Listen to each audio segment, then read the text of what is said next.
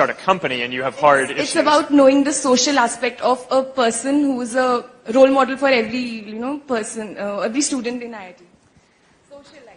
I see. Okay. So, just that. All right. So,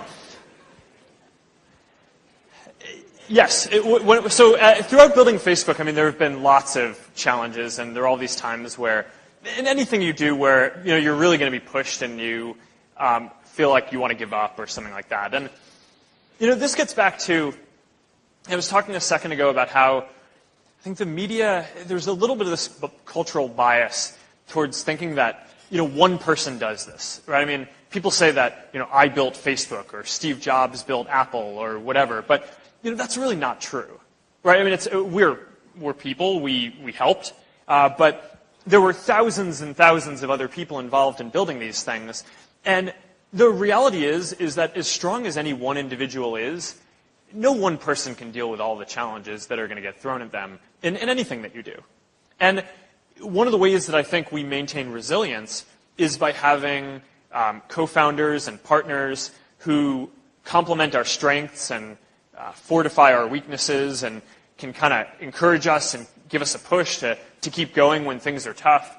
And there's actually a lot of data on this that suggests that companies that get started with more co-founders are more likely to be successful.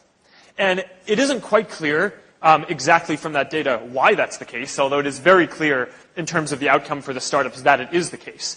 But I would guess that the reason why that's the case is because of this resilience point, where people who start something by themselves, I just think there's no way that any one person can overcome all of the different things that you need to do to build a startup or take on any kind of other project in the world.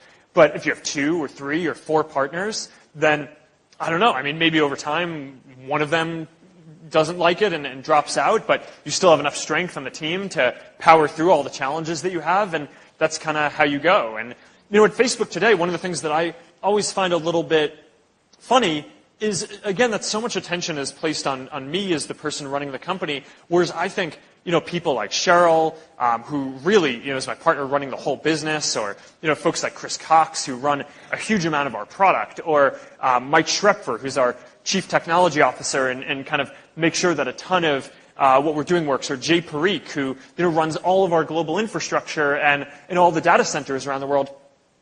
We couldn't make Facebook work without those people, right? And there were really hard days where I'm not sure what to do next, and they keep me going.